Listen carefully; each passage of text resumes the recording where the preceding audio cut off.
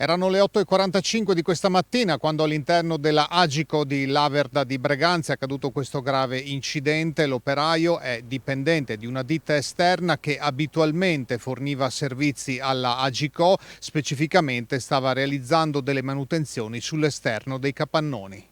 Il 35enne di Massanzago, dipendente di una ditta del Padovano, aveva da poco iniziato il turno di lavoro, imbargandosi correttamente alla piattaforma che lo ha innalzato a circa 6 metri per gli interventi sulle facciate esterne dell'azienda vicentina.